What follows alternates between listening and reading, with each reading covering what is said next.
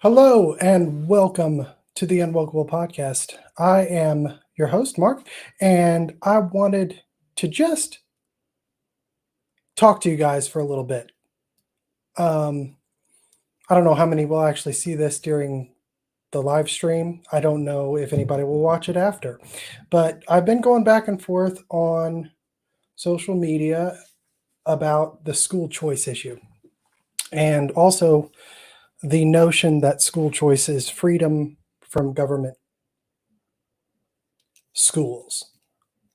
And there seems to be a conflicting narrative, and I'm not going to cast aspersions. I want to say this. I very well could be wrong. I very well could be wrong. And I'm willing to accept that possibility, obviously. But what concerns me about this issue specifically is the lack of willingness to engage on the specific issues when it comes to the people that I interact most with on the subject, which honestly are national figures or big local spokespersons and officials. And I know that there's a ton of policy issues pertaining specifically to Oklahoma that ultimately led to the school choice bill not being voted in. But let me just say this. Childhood schooling, okay, is a local issue. It has national implications, or the national policies have implications on the local schools. But the schooling of your children is not a national issue. It is a local issue, at least how it sits now, right? And that's especially true in red states. And what concerns me about the school choice push in general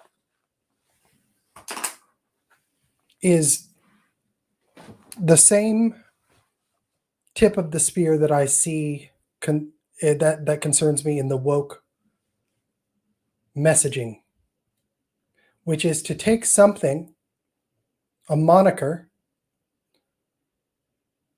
rally people behind it without them really understanding what it means, the details of it, get them committed to it as an overarching good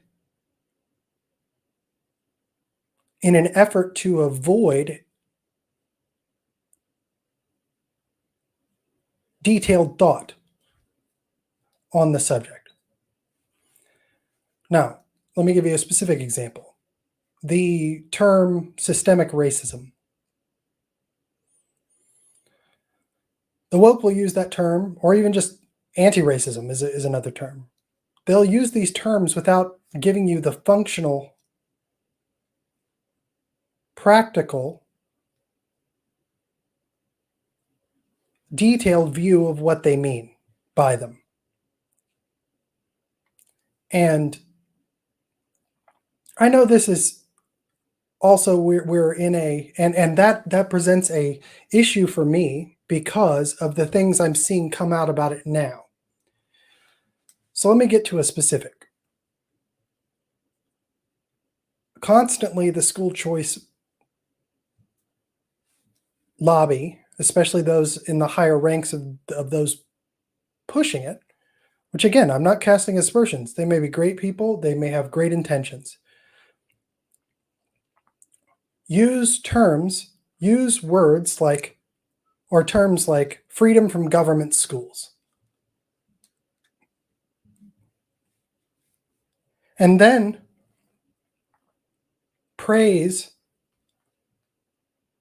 at the same time, praise a public-private partnership as a strength of school choice.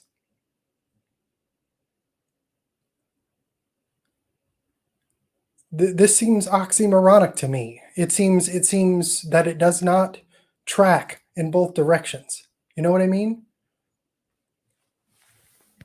I can't bring myself to reconcile those two narratives. And when I see an opposing narrative, something that doesn't make sense, as James Lindsay would say, my spidey sense goes off. Because first, let's just start with the freedom from government schools notion. Government, and I think anybody who knows me has been following me and listens and reads to what I say and things like that, would know that I am no fan of government, especially public schools, in terms of especially the federal top-down mandates being instituted by the Department of Education onto state and local schools, and state-run local schools. But the term government schools is now being used as this marketing ploy, or this marketing, I don't want to say ploy, but term to say school choice will remove us from the boot of government schools, because conservatives don't like schools. Conservatives don't like government. That's a trope, right? I mean, which I agree with. You don't like massive government control. The less government, the better. But that has been slowly moved over time to just apply to corporations. And where that would have flown, I think, and did fly 20 or 30 years ago, when corporations were all uniformly committed to making profits, which is innately ideologically pure for all intents and purposes. If you're trying to take your corporation and make money off of it, then you're going to go towards the goal of your corporation, which, whether if you're selling toilet paper, for example, you're just going to try to sell as much toilet paper as you can, right? But as we've seen in the last 3 years, and really in the last 10 or 15, is with the push of environmental social governance scores for companies who get incentives to push environmental doctrine and social doctrine, which is specifically defined by most of these companies as a diversity, equity, and inclusion commitment. And then you've got the governance end of it, which is the elision. It's the combination of the public-private partnership, right? And so the notion that we should only offer, or mainly offer, that to big public companies, or just private companies, excuse me, seems to be the way we've pushed it, and less away from the individual, if that makes sense. And I'm sorry, corporations as entities are not people. They may have people in them, but they're not a one single person, an individual with the same rights, or should have the same rights as an individual citizen. And the more you make those companies into that combined individual and give them the rights that you should give private individuals, you pose a problem. Now, let me play devil's advocate to my own point. I constantly hear, that school choice is giving the individual the right to choose what school they send their kid to. There is merit to that. But the problem is that all of these schools, even if they're a 501c3 or 501, whatever designation you want to make them,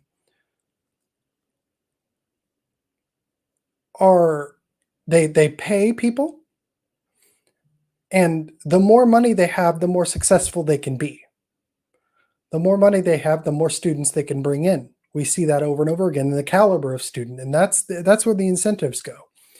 And the incentives flowing from most of these private schools, even the small ones, for most of them is what college can you get your kid into by sending your child here? And I understand that school choice is trying to change that incentive a little bit. And I'm not saying that it's not without merit. I'm not saying that it's not without merit, because there is some merit to it. But when you start talking about companies like Google, and you start talking about companies like Amazon and Apple and all of these companies that are now spreading their tentacles into red states, and then at the same time you see this push of a public-private partnership between government and private schools, that is the university model. It is the university model. The University of Oklahoma both receives federal and state dollars for various reasons and has the ability to take in large amounts of private donorships, money, much of which is done anonymously, right? And my concern here lies there because as these companies start to spread their tentacles into red states specifically,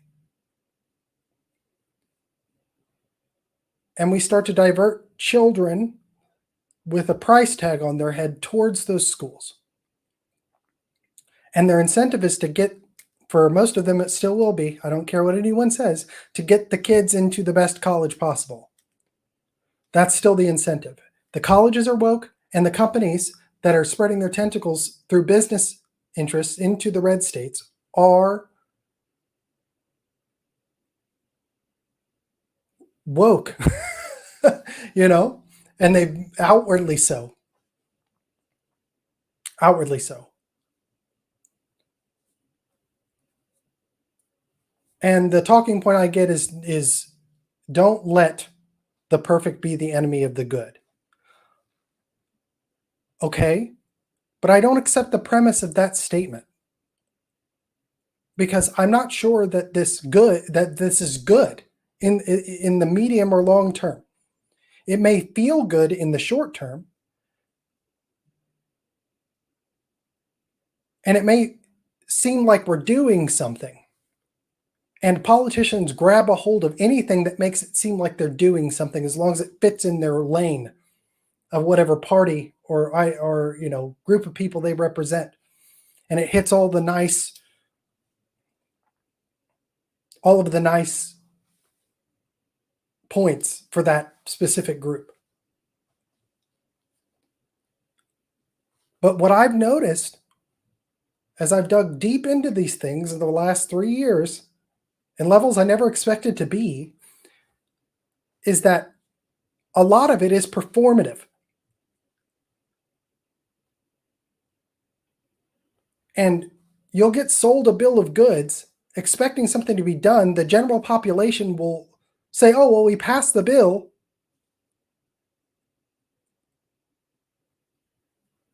and expect that the problem is solved. And then they wake up in a year and nothing has been done. Nothing's changed. It's actually maybe even gotten worse. So the issue of freedom from government schools is oxymoronic. It does not jive with the idea of a public and private partnership. Because if you want freedom from government, why would you align and inject government into something that's strictly private and then call it freedom from the government when you're actually expanding its reach? I'm not going to go into the bare specifics of it, but let's just talk about that base premise. How does that make any sense at all? How are you fixing or giving parents the freedom from government schools when you're literally channeling the foundation, at least, of government money, whether it be state, local, or federal, into those schools and then incentivizing those schools to get more of it.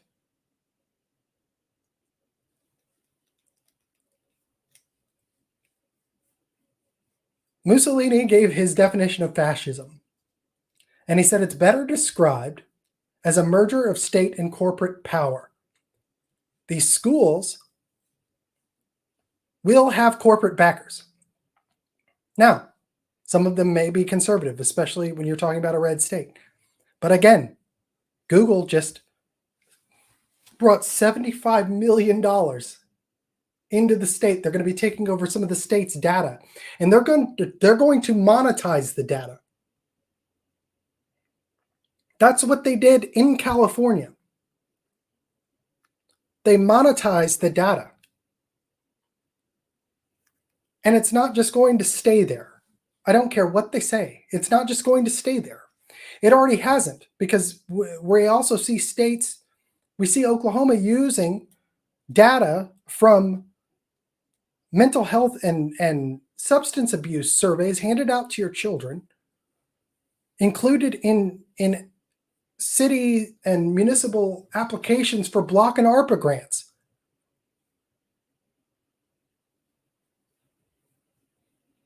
Progressivism progresses. That's what it does. By definition, it can't not. And when you start bringing in these progressive elisions of things, where you start marrying them at higher and higher levels, undergirded by institutions, whether corporate, private, public, corporate or public, that have proven over time to have the same progressive goals, where do you think it's going? And this is where conservatives and especially classical liberals who have considered themselves Democrats really get into a snare here. It's like that's why you've seen a lot of classical conservatives or classical liberals now being called conservatives, because they're trying to conserve or stop the steady or even quick-paced progression towards progressive policies that was inherent in the definition of their own ideology many times.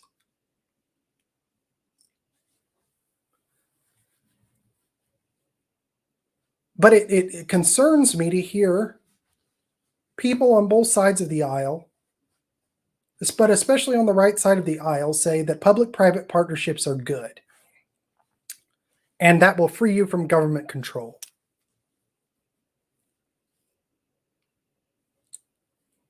I just don't see how that tracks. And if somebody can see how it tracks, I would like to know.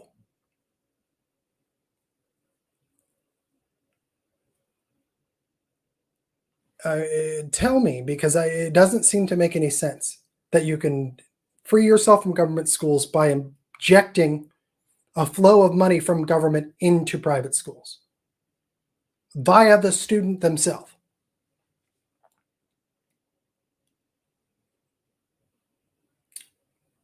The other things I hear about this are school choice gives parents the ability to vote with their feet and then gives them a voice.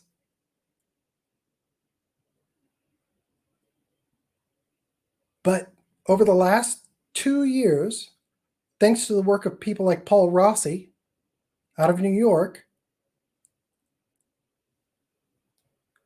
we've seen that that's not the case. First of all, private schools make you many times sign NDAs that disallow you to speak dispositively about the school, even amongst other parents.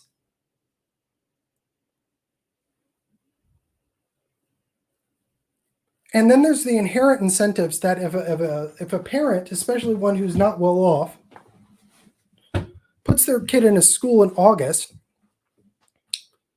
but finds out in January, towards the end of January, that the school is doing something they don't like, there's an inherent incentive not to move the kid just because it would be hard on the child. So the voting with your feet narrative, you're trading the ability to vote with your feet with the ability to actually vote with your vote when it comes to your school board, your state and local governments. Because I don't care what the legislature tells you, they have a complete oversight over this funding. And if they'll take it from some of the bureaucracy here, they could, but they don't want to do that. And school choice is a nice slide in because it removes them further from accountability of their own policies, what they vote in.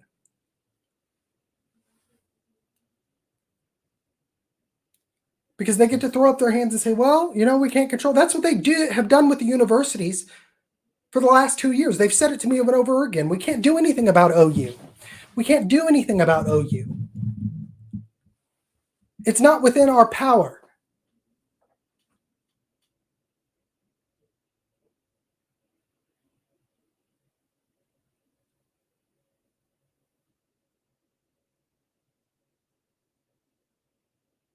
And it appears my internet just went out. Interesting. Okay. Well, I guess someone didn't like that. But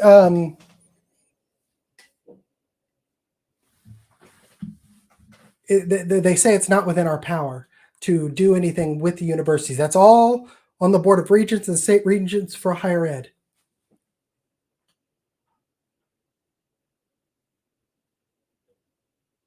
It's not. The legislature has the power to do that.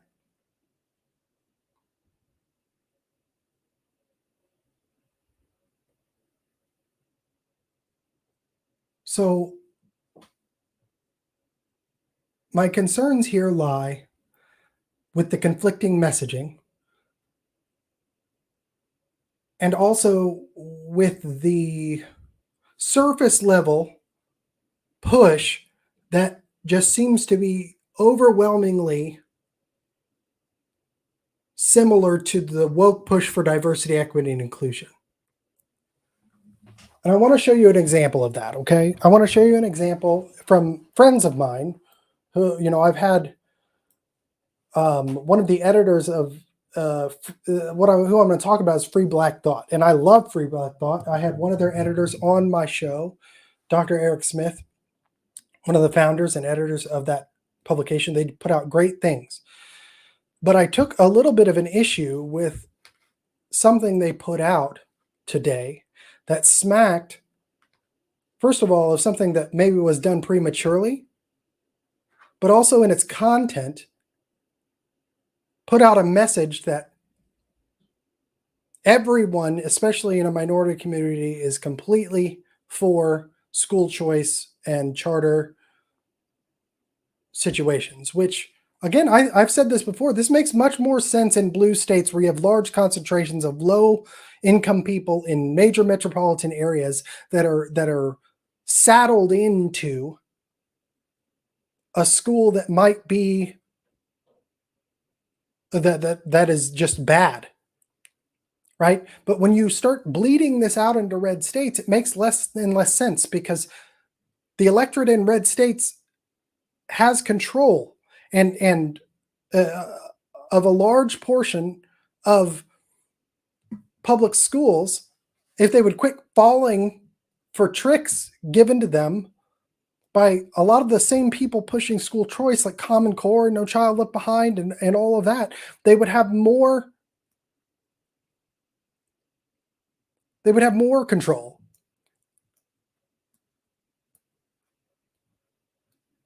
But what Free Black Thought, and I just want to put this up. And again, these are, I really respect these guys and they've put out a lot of great things. But I want to show you what concerns me with this because I've seen this before. I saw it in the Norman, Oklahoma DEI teacher training. They put out a sneak peek to a study that reads like this. And one of my favorite teachers ever had a saying that I think rings true, that peer pressure is the strongest force on the planet. And I've seen DEI purposely manipulate teachers in these kinds of trainings using graphics that look just like this. And this is obviously a school choice push. And with the Supreme Court ruling that came out today, that's eerily similar to the same justification made by Senate Bill 658 in Oklahoma a few years ago that laid the groundwork for the school choice push here. Because the reason why the judge in that case in Senate Bill 658 gave for the reason why she wouldn't stop schools from masking was because it didn't treat public and private schools the same. And I had very connected people and officials in Oklahoma tell me that, yeah, that pretty much laid the groundwork for the legal groundwork for the justification for school choice in Oklahoma, because it set a small but judicial legal precedent that private and public schools should be treated the same. If you're treating private schools the same as government schools, that's not to the benefit or towards the direction of giving government schools less autonomy or more autonomy. It's towards the direction of giving private schools less autonomy to do what they want. But here, look at this graphic. It says that, and I haven't looked into this study because there's no details really to look into. This is just a sneak peek, okay? But it says 82% of all voters, with 41% of black voters strongly agreeing, would vote outside of their party for the right education platform. And then immediately follows 70% of black parents are in favor of choice charter schools. And then it gives a sneak peek. And it throws up this graphic, right? And you get these numbers, but you get no explanation. And this is, it's a sneak peek. It doesn't have the full study. But the message is now out. I want you to compare this directly to what the Norman, Oklahoma public schools did with diversity, equity, and inclusion. This is a slide that DEI teacher, the DEI director in Norman, Oklahoma put out at the beginning of her, or at the end of her teacher training, or I forget which part it was. And she said, EverFi surveyed over 400 teachers during the recent Learn On conference in 2020. And just look at the numbers. And it says that, 80% reported the diversity inclusion as one of the top priorities and most pressing topics. 84% of teachers said teaching diversity inclusion is a school priority. And 87% of teachers feel underprepared to do it. All of this justified her training. But what she failed to mention about the 400 teachers being surveyed is that the Learn On conference was an explicitly, DEI heavy focus that included mostly DEI committed people in the first place. So the pool had no control. It was all filled with, I'm surprised that they only got 80 to 85 to 87%. Now, I want to be clear. I'm not saying that Free Black Thought put this out to be duplicitous. But it strikes me as much the same possible thing that we see here being applied to the school choice narrative, which is peer pressure. Because we can't look at the underlying data.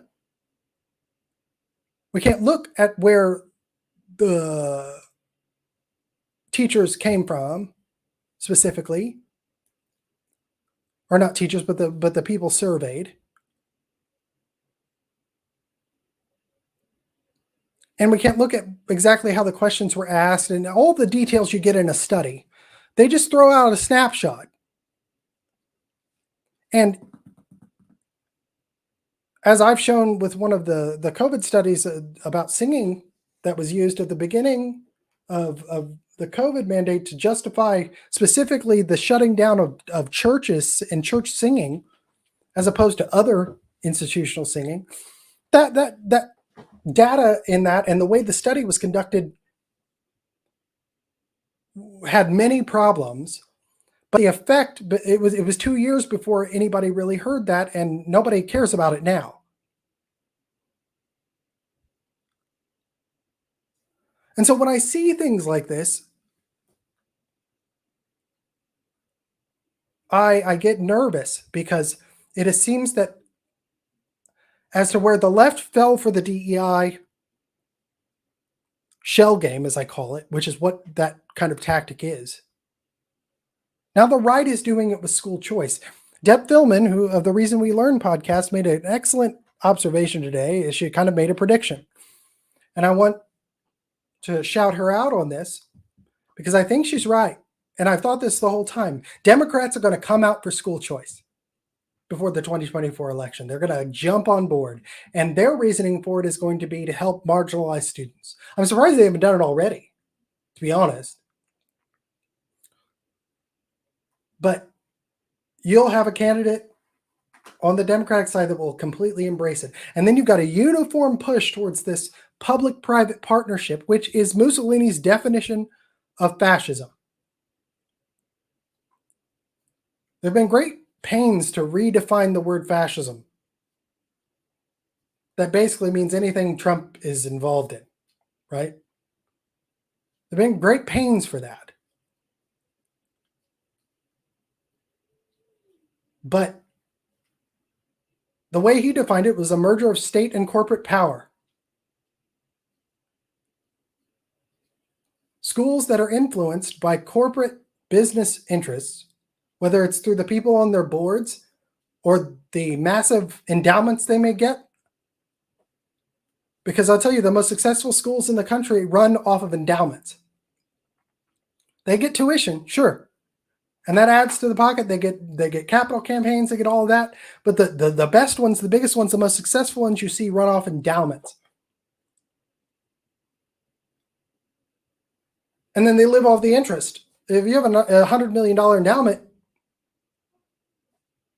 giving you 7% interest, 10% interest, it's a whole lot of money every year that continues to grow. And then you owe that endowment to Google. And then your goal is to get those kids into the best college. And all of the colleges right now, whether you're talking about Oklahoma, Harvard, OSU, are all pushing DEI and make not just the employees who apply to work there, but the students who apply to go there often write DEI statements to get in now. How are school choice schools going to avoid that direction when you have the powers that be in state government literally bringing that corporate influence in the name of making yourself a top 10 state?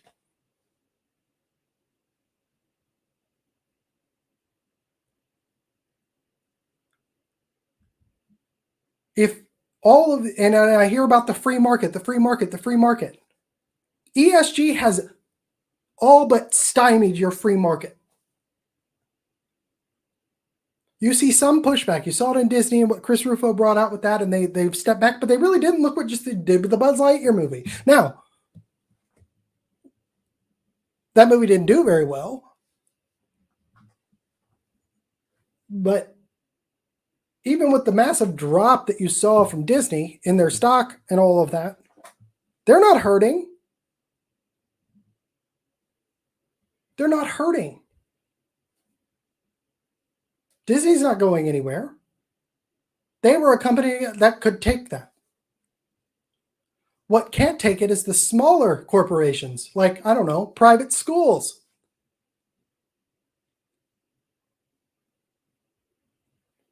And this goes back to the old argument of,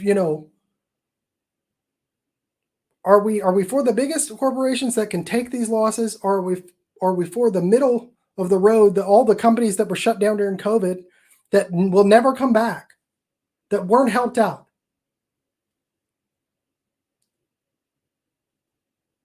Are we for those? And again, the incentives are being artificially pushed in a ESG, environmental social governance direction.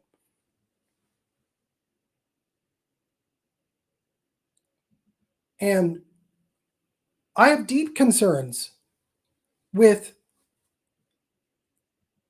those who have pushed school choice here in Oklahoma, specifically avoiding the root cause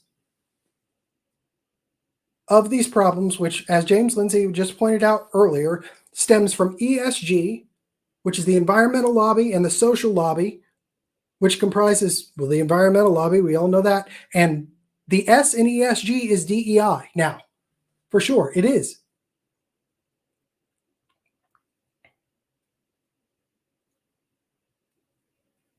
And I've seen a concerted effort on behalf of major officials in this state specifically to avoid going after the DEI, which actually gives them their S in the ESG equation.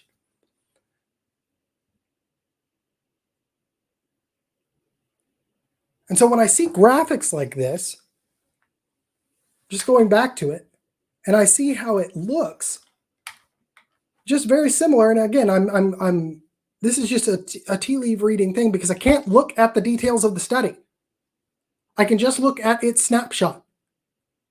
So I can only talk about what it is that they put out.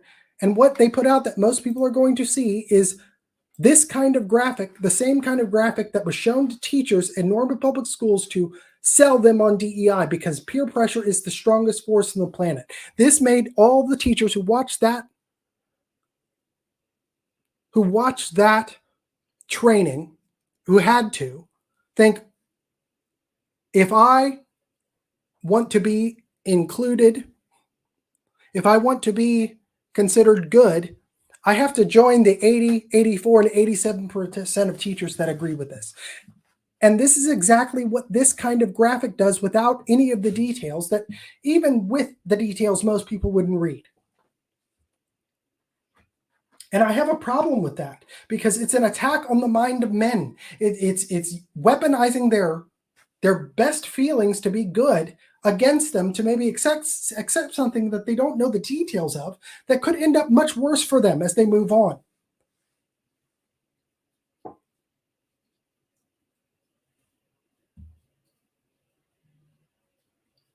And that is a form of rhetoric. It's a form of convincing people. You play upon the emotions while backing off of the details. And that is really concerning. It's a red flag at the very least. I'm not saying it's a 100% indication that what I worry about is true. But it is an indication that there's some funny business going on, that there's another kind of shell game going on with this school choice issue.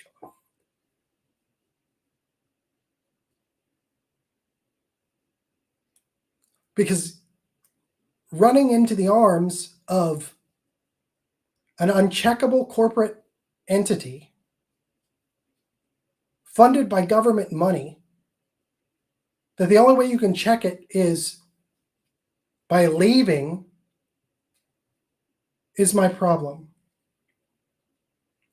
And what this will do is, because parents that are leaving public schools to go to these private schools, if they end up encountering the same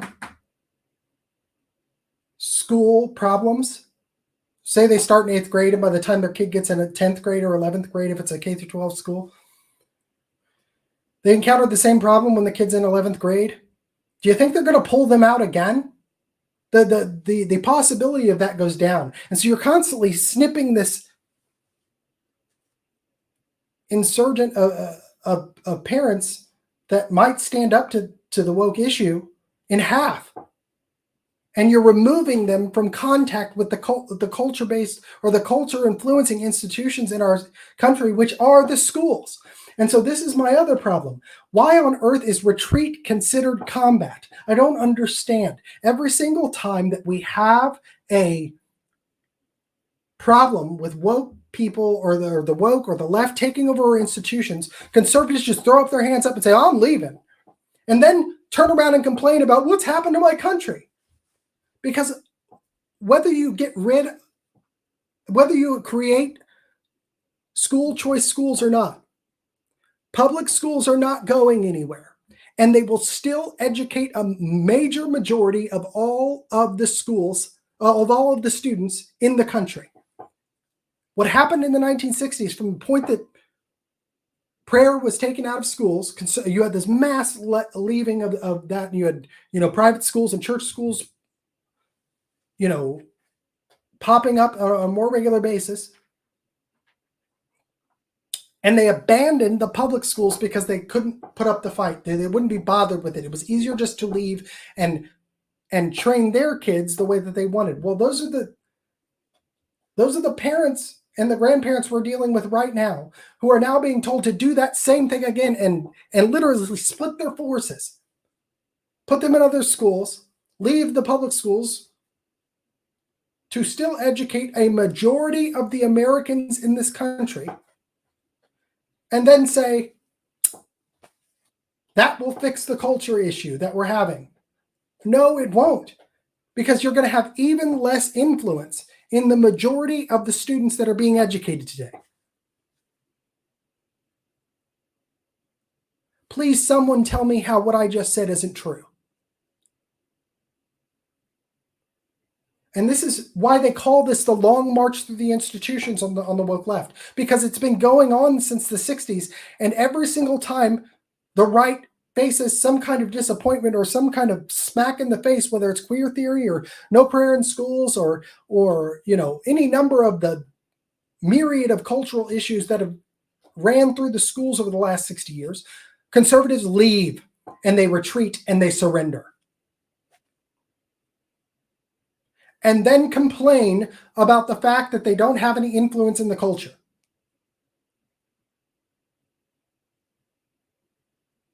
And the only thing I get back from the pro-school choice thing is, well, but then you have choice. Then you have choice. This is a numbers game. The people who educate the most children will have an outsized influence on the culture. The philosophy in the schoolhouse in one generation will be the philosophy of government in the next. And the other argument I hear, well, our schools will be better than theirs. Our schools will teach what the kids actually need to know, which will make them successful, more successful in the world, and thus make them at the higher levels of government. That argument right there ignores everything that's been happening over the last 5 years. It ignores all of it because your incentives have been changed. What makes you successful in this society is literally a credential and who you know in many cases. But the more credentials you have, the more people you meet. And we're credentialing more and more and more people with college degrees that may not be worth what they were worth 30 years ago. Excuse me. And so so what makes you successful in society isn't necessarily what you know, it's what do you have in terms of education, whether or not you got an actual education that undergirds that credential. And this is mixed with the Marxist identitarianism that says we must center people of color, we must center marginalized identities into the institutions, corporate and private, corporate, private, public. So you've got this inversion of incentives. So the better schools argument doesn't work especially if we abandon the institutions that are going to still educate a majority of the Americans in this country, and then you're going to have no pushback. All of the people who would be incentivized or have the will or the courage to push back will leave and go to these schools, and then it's just another heyday. You're abandoning. I'm just trying to put this in simple terms. Retreat is not combat, it's surrender. You abandon the hill and expect to win the war? It doesn't make any sense. Just like infusing public tentacles into private schools and calling it freedom from government schools doesn't make any sense. If you accept that premise, you've already lost. On the long term, even on the medium term.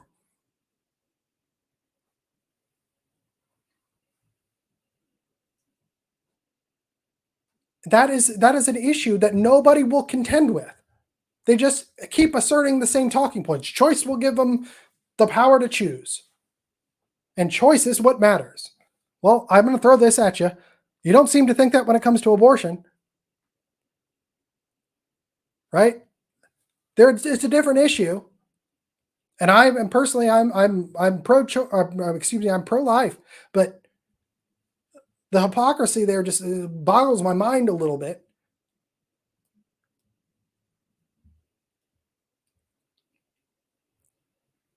But if the choice gives you less options to fight back, and we've seen already over the last 60 years that abandoning the schools will just lead to more leftist influence in the majority of the students in the country, which is the main driver of why conservatives do not have a equal voice in the culture.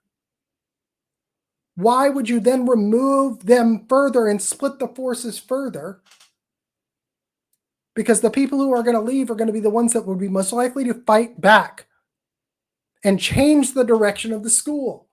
Because I'm going to tell you, the majority of parents in schools, public schools right now, are I don't care where you're at, are not involved on the level that they should be. But the ones who are involved on the level they should be are going to be the ones who take their kids out of the school. So I don't care about the voucher argument. I don't care about the tax credit argument. I don't care about any of this. I'm talking about the culture. And then I hear, well, why do you expect parents to keep their kids in woke schools just to try to take back the culture? Because your kids are going to be living in the culture. Those kids who are in the schools are going to be living in the culture when you're dead and gone. It wasn't that long ago we were sending 18-year-olds, 17-year-olds. George H.W. Bush was 17 years old when he went to World War II to fight for the freedom of the country. And you're saying that you won't subject your kids to this kind of abuse?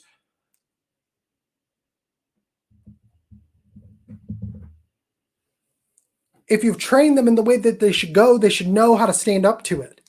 And they can have a voice there. And you're also teaching them that perseverance in difficult situations makes them stronger. And if you take them when they come home from their public school, you demand that you set the precedent that you demand to know what it is that they're learning every day. You look and demand transparency in what they are learning every day, and then go in and bug them over and over and over and over again. And then when you see something and you train the kid, hey, this isn't right. And then say, hey, you need to stand up to this in the classroom. Don't back down when somebody's telling you that you're lesser because your ancestors may have owned slaves or whatever it may be, or that you're lesser because you're not of a marginalized identity, historically marginalized identity, or because you just don't think the right thing in combination with the right identity.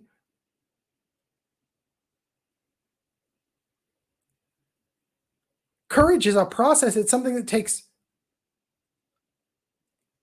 a concerted effort for, and you teach that at a young age. And so, how on earth we can abandon the hill and expect to wave the flag at the top of it makes no sense.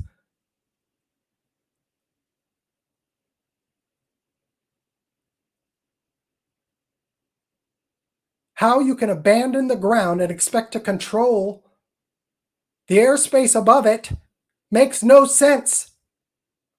But they're selling it to you with things like this, with peer pressure, with a mirage. And again, I'm not accusing Free Black Thought of doing anything nefarious here. They put out something that they got, but I know Eric Smith. He's been on the show, and seeing this should have set off his spidey sense a little bit. And I'd like maybe he can come back on and we can talk about it, because I'm not again, I'm not casting aspersions, but this is possibly a propaganda campaign to push something that conservatives may think is good, but actually, I believe, based upon all available data and evidence over the last 5 years and the last 60 years, will lead to a public-private partnership, a public-corporate diminishing of rights.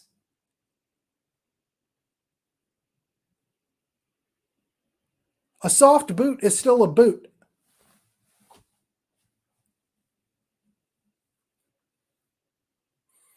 So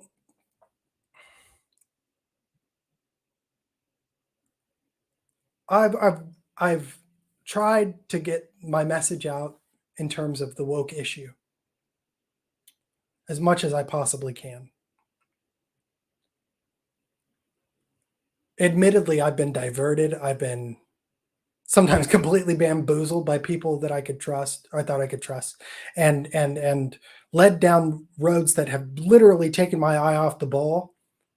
And then I've watched the ball go into the hoop that the opposition wanted it to go in at several different points because of that. I'm determined not to have that happen again.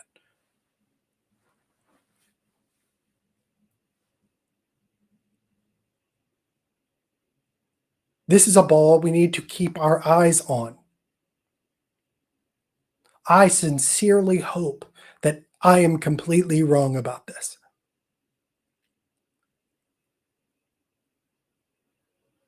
But the culture war, which is the war here, is rooted in the battle for our children, and it's a numbers game. Why do you think you hear the Democrats constantly talking about democracy, or talking about removing the Electoral College? Because they want a pure democracy so you could have a tyranny of the majority. Because they know that even if you take your kids out of schools, you don't hear them in a giant unison uproar about what happened today at the Supreme Court. There have been a few. Right after I posted that there was no uproar, Corey DeAngelis, retweeted something about something one person said, and I'm sure there are others. But it's natural for Democrats to say, I'm pro public schools. But I guarantee you, just like Deb Philman said, that they're going to get on the bandwagon, especially when they see numbers like this coming from the minority community. All they're going to do is inject the DEI message into this, just like Deb Philman said, and take it as their own. And then you're going to have both parties for something that is going towards the literal definition of what Mussolini called fascism.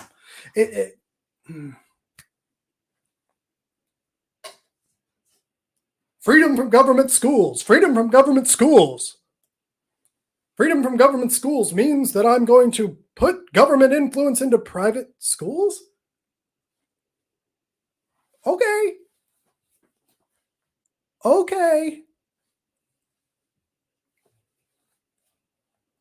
The school choice lobby was prepared for the Democratic talking points against school choice. They were not prepared for the actual issues I bring up from the right. They were even prepared for the tax credit issue or the voucher issue and all of that. They were prepared. But that's part of the reason that I believe that I had some special attention when it came to this issue from people that normally wouldn't give a person like me the time of day. because immediately I came at this from, hey, your ESG score is going to actually make the woke issue worse, and your ESG score lives in the corporate realm, and you're going to unify that with your schools? They weren't ready for it. And that's why they grabbed a hold of the woke narrative and said, oh, yeah, we're going to use this to push school choice. We're going to use the anti-woke fervor against CRT and queer theory and all of that to push more conservatives out of the public schools. You've got to be kidding me. I mean, they weren't ready for that. And they're not ready for, I think, for what I'm saying here, which is why I can't get any of them to come on my show and talk to me about it.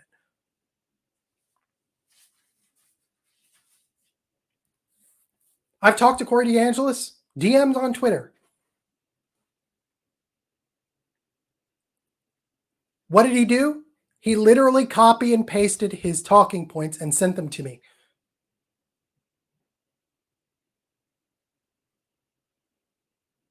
When I poked holes in it, no response.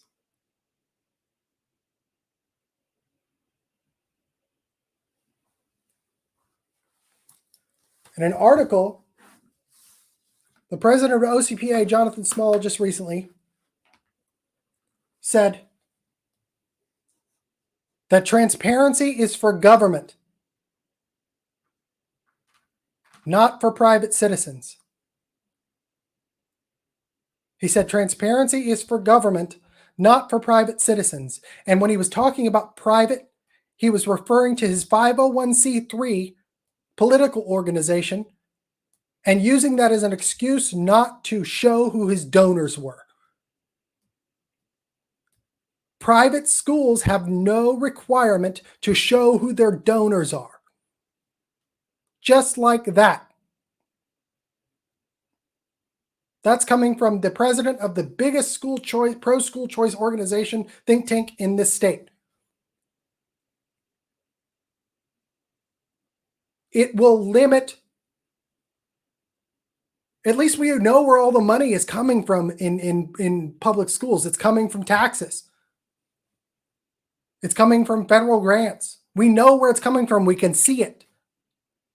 But transparency is for government. It's not for private corporations, according to Jonathan Small at OCPA.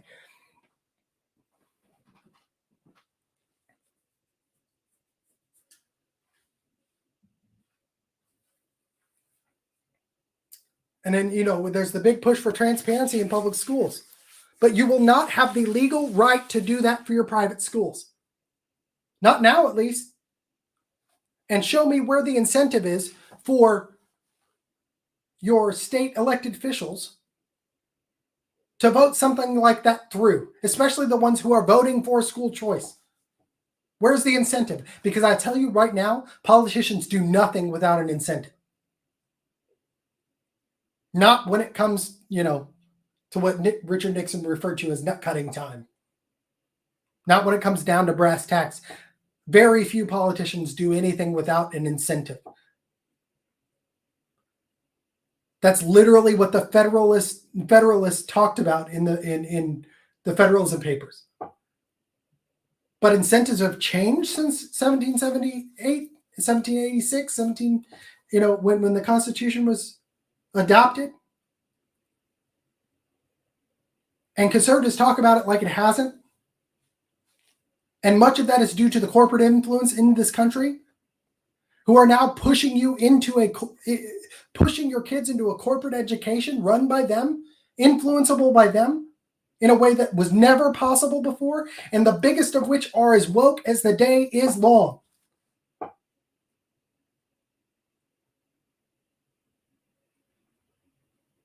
Come on. It's not that hard. Don't buy every narrative you hear just because it comes with an R in front of its name.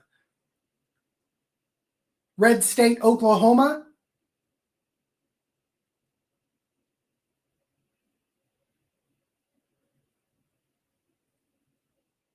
all of the extraneous arguments that come from the school choice lobby right now are defeated when you go to the premise, in my mind. Because once you accept the premise, you, just like with the woke, if you accept that systemic racism is what they say it is, and it is real no matter what, regardless of evidence, no matter what, every argument they make after that sets them up for a win in that argument. That foundational premise. It's fruit of the poisonous tree. It's fruit of the poisonous tree.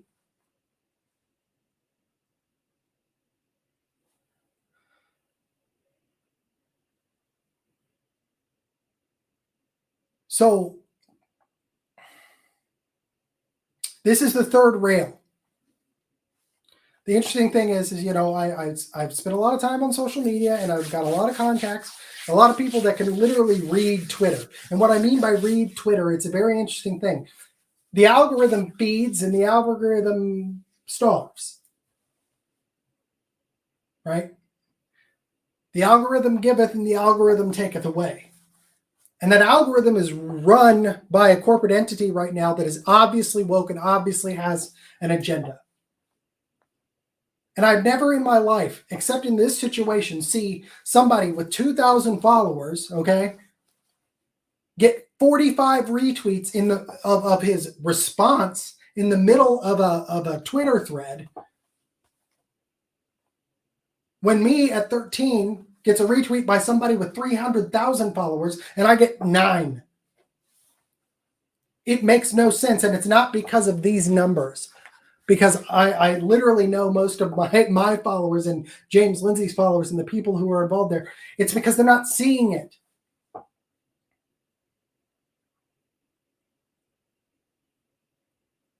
And the school choice lobby literally has people and bots that I know it. You can see it, that come in and literally say the same written statements to anybody who criticizes it. It's just like the woke narrative. Man, I hope Elon Musk publishes the bot numbers. Oh boy. And I hope that there's a way to see who bought them.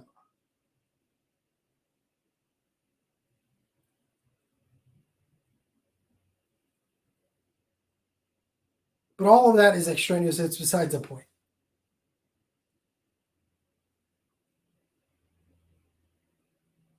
Why is it the first reaction from conservatives to retreat when faced with opposition, and then to complain about the fact that they don't have an influence in the culture? Answer my question. Let's start at the foundational premise of the school choice argument, and then we can move on to the vouchers and the tax credits and the blah, blah, blah, blah, blah that don't matter if we don't talk about the foundational premise. Why is it considered freedom from government schools, as I hear over and over again, like it was on a loop, to inject government influence via sticking a price tag on your child's head into private schools? How is that considered freedom from government schools? Why is it considered that you get to vote with your feet is better than voting with your vote? Why do I have school choice leaders and leaders of the state telling me that we don't want another Loudoun County in Oklahoma? In the middle of the biggest parts of the CRT push and the CRT fervor.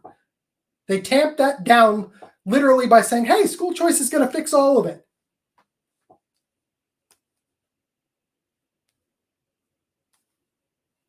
I'll see my followership drop. Okay. Fine. I don't care. I won't get hired as a paid mouth, which I've had that dangled in front of my face before, because I have a large number of followers for somebody who's literally completely independent. And I built that just by making points. And I've had it dangled in front of my, hey, maybe if you say a different thing on this topic, you'll get more opportunities. And I've seen some of the people that I've come up with take that exact route and watch their watch their Twitter account. Just an anecdotal. Watch their Twitter account overnight go from 9,000 to 25. And then I see him palling around with Corey DeAngelis, and I'm like, oh, this makes so much more sense. Not that they're not great. I think they're awesome. And it really put up great, but but I just refuse to do that, because the whole reason I gave up or risked my career to come out against this stuff and risk my future options in the career I chose was because I could see that this stuff was eating away at it. And this is another thing. And if I'm wrong, I will fully come on here and admit I'm wrong. And thank the Lord God I was wrong. But the burden of proof is not on me here. If you refuse to engage with my points, that's an indication. And the points I'm making are not ridiculous. I am not making some conspiracy theory charge. I'm just literally showing you where the ties are. If you refuse to engage with my points and ignore them, that's exactly what the woke does. The woke have stopped engaging with James Lindsay, who is the most knowledgeable person on their topics, on their narratives, on where it comes from. They ignore him because they know they can't tangle with him. They can fight talking points put out by those who put out the talking points. And I'm not saying that's not valuable, but they do not engage with him because they cannot combat him. Because he knows what they believe better than they do.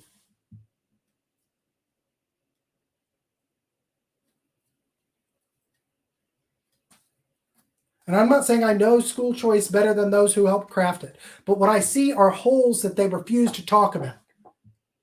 And they're legitimate. I didn't create them out of thin air. I'm not some shill for public schools and the teachers unions. Nope. Verifiably not that. Verifiably not that. If I was, I would have a much more secure bank account, I promise you.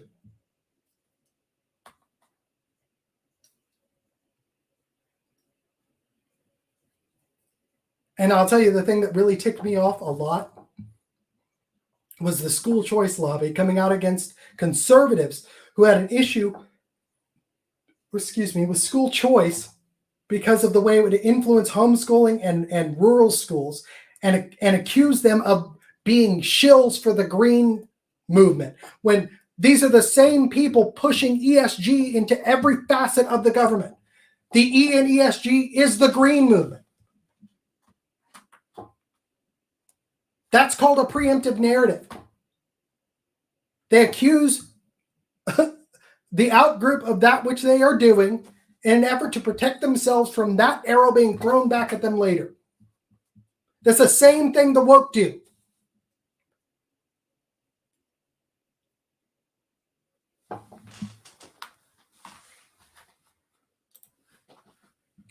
It's the same thing the woke do.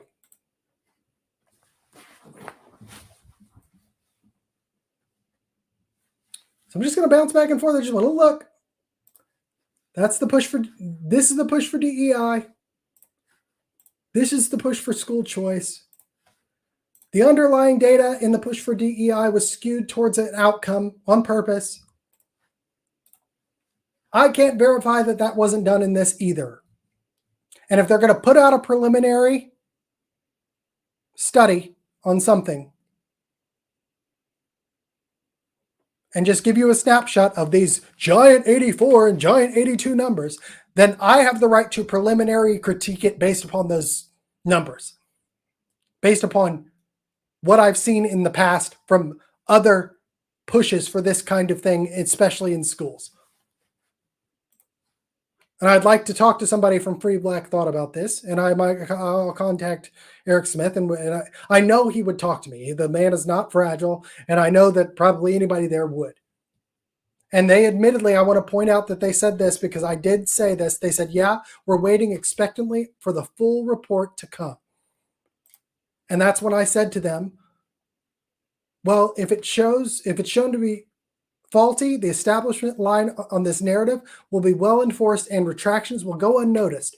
Sounds too familiar to me. Spidey sense is tingling. I haven't got a response on that.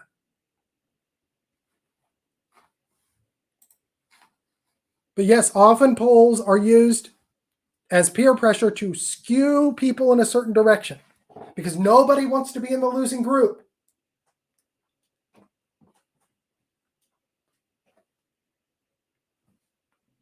Come on, man. Come on.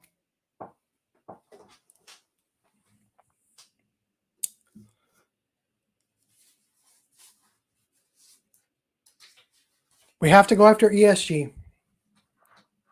And not just performatively.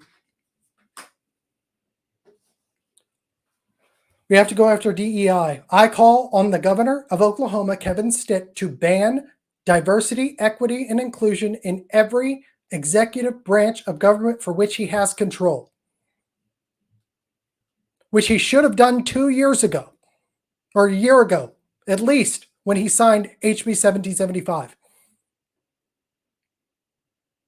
But he let it go in his departments of health and human services and his departments of mental health and substance abuse, which conducts surveys in your schools that help fund CDC-funded block grants and ARPA grants for things like low-cost housing that are explicitly designed to, and I'm using their words, quoting them, transform communities to more diverse and inclusive communities, which we all know means a Marxist identitarian mindset in those communities. That these surveys ask your kids about what gender identity they are and if their parents are using certain over-the-counter or illicit drugs. And then through the Department of Transportation and Public Safety, you fund rapid response teams that are designed to go in and maybe even take you out of your own home if they deem you as being mentally unstable. And then you have Republican senators, 10, 11, 12 at a time, voting for red flag laws, which will enable people to say that, oh, that person's unstable, go take their guns. Are we going to wake up at all? Are we just going to do the Aldous Huxley, Brave New World, take our soma and go? I don't know.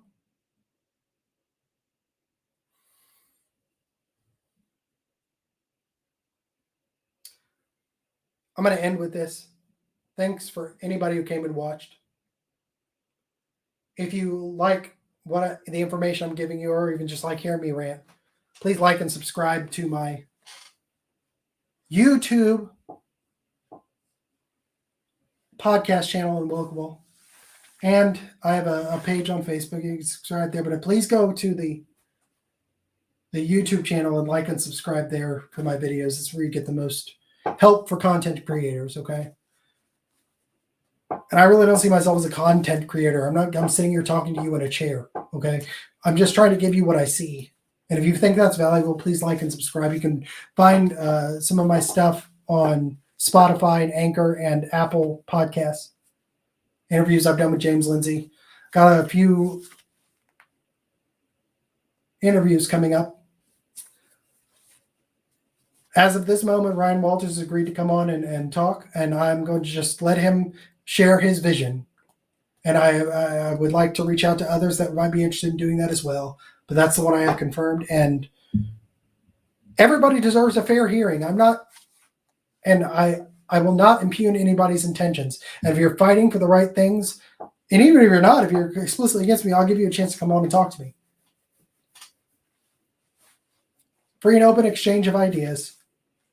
That's what I'm trying to do. Long form, not cut into sound bites, no talking points allowed. So, again, if you like what I'm doing here, please like and subscribe. And